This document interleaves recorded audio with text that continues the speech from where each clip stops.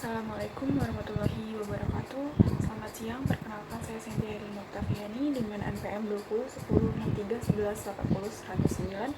Saya di sini akan menjelaskan dan menjawab pertanyaan yang sudah diajukan oleh Bu Loli sebagai tugas UTS. Yang pertama, menurut saya, manajemen sumber daya manusia merupakan proses pendayagunaan manusia atau pegawai yang mencakup penerimaan, penggunaan, pengembangan, dan pemeliharaan sumber daya manusia yang ada untuk dapat menunjang aktivitas organisasi atau perusahaan demi mencapai tujuan yang telah ditentukan. The United Nations Development Program atau UNDP tahun 1997 mendefinisikan tata kelola pemerintahan sebagai pelaksanaan kewenangan ekonomi, politik, dan administratif untuk menangani persoalan suatu negara dalam setiap tingkatan.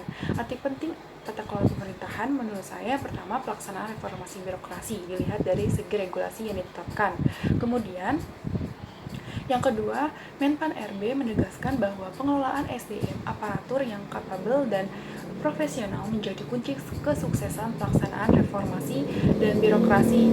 Birokrasi manajemen sumber daya manusia di pemerintahan pada era sekarang ini sudah dinaungi oleh Undang-Undang Nomor 5 Tahun 2014 tentang aparatur sipil negara yang bertujuan untuk membentuk aparatur sipil negara yang memiliki integritas, profesional, netral, bebas dari intervensi politik, bersih dan praktik korupsi, kolusi, dan nepotisme, serta mampu menyelenggarakan pelayanan publik bagi masyarakat dan mampu menjalankan peran sebagai unsur perekat persatuan dan kesatuan bangsa berdasarkan Pancasila dan Undang-Undang Dasar Negara Republik Indonesia tahun 1945. Selanjutnya yang nomor 2, perbedaan penataan organisasi di sektor pemerintahan dan sektor swasta. Yang pertama itu persoalan mendasar yang harus dipahami oleh semua pihak bahwa manajemen sumber daya manusia di pemerintahan ini harus tunduk dan pada regulasi yang ditetapkan baik oleh pemerintah pusat maupun daerah. Sedangkan untuk sektor swasta lebih leluasa untuk menentukan teknik dan mekanismenya sendiri, tetapi tetap harus memperhatikan prinsip-prinsip yang harus ditepati sesuai undang-undang ketenaga kerjaan. Kemudian yang kedua, pada manajemen pelayanannya. Dalam bukunya Manajemen in the Public Domain atau Public and Management Stewart and Benson secara umum menggambarkan perbedaan manajemen pelayanan pada sektor publik dan manajemen pelayanan sektor swasta. Itu tuh yang pertama, model manajemen pelayanan sektor publik ini memiliki beberapa karakteristik yang berbeda dengan sektor swasta, yaitu pertama, sektor swasta lebih mendasarkan pada pilihan individu atau individual choice dalam pasar. Organisasi di sektor swasta ini dituntut untuk dapat memenuhi selera dan pilihan individual untuk memenuhi keputusan tiap-tiap individu pelanggan. Nah, keadaan seperti ini tuh berbeda dengan yang terjadi pada sektor publik. Sektor publik tidak mendasarkan pada pilihan individual dalam pasar, akan tetapi pilihan kolektif dalam pemerintahan. Nah, organisasi sektor publik mendasarkan pada tuntutan masyarakat yang sifatnya ini tuh kolektif. Nah, untuk memenuhi tuntutan individual tentu berbeda dengan pemenuhan tuntutan kolektif. Oleh karena itu, manajemen pelayanan yang digunakan tentunya juga berbeda. Kemudian yang kedua, karakteristik sektor swasta adalah dipengaruhi hukum permintaan dan penawaran atau supply and demand. Permintaan dan penawaran tersebut akan berdampak pada harga suatu produk, barang, ataupun jasa.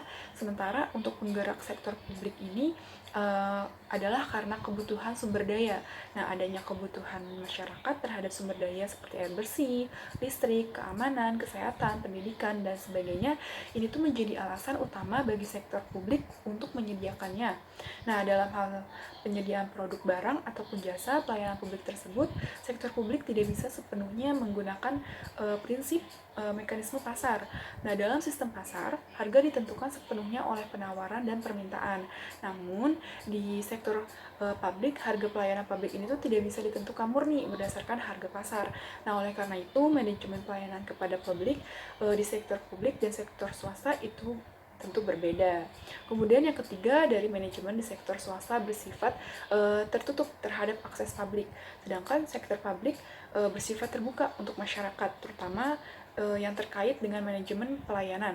Nah, dalam organisasi sektor publik, informasi harus diberikan kepada publik seluas mungkin untuk meningkatkan transparansi dan juga akuntabilitas publik, sehingga pelayanan yang diberikan dapat diterima seluruh masyarakat secara menyeluruh. Nah, sementara di sektor swasta, informasi yang disampaikan kepada publik itu relatif terbatas. Informasi yang disampaikan itu terbatas pada laporan keuangan, sedangkan anggaran dan rencana strategis perusahaan itu merupakan bagian dari rahasia perusahaan, sehingga tidak disampaikan ke publik. Kemudian yang keempat, sektor swasta itu berorientasi pada keadilan pasar atau equity of market. Keadilan pasar berarti adanya kesempatan yang sama untuk masuk pasar. Nah, sektor swasta ini berkepentingan untuk menghilangkan hambatan dalam memasuki pasar. Keadilan pasar akan terjadi apabila terdapat kompetisi yang adil dalam pasar sempurna, yaitu dengan tidak adanya monopoli atau monopsoni. Sementara itu, orientasi sektor publik adalah menciptakan keadilan kebutuhan. Nah, kemudian yang kelima itu tujuan manajemen pelayanan sektor swasta adalah untuk mencari kepuasan pelanggan atau selera pasar. Nah, sedangkan sektor publik ini bertujuan untuk menciptakan keadilan dan kesejahteraan sosial. Sektor publik dihadapkan pada permasalahan keadilan distribusi kesejahteraan sosial. Sedangkan sektor swasta tidak dibebani tanggung jawab untuk melakukan keadilan distributif seperti. Kemudian yang keenam, organisasi sektor swasta ini tuh memiliki konsepsi bahwa pelanggan adalah raja. Pelanggan merupakan penguasa tertinggi, sementara itu dalam organisasi sektor publik, kekuasaan tertinggi adalah masyarakat.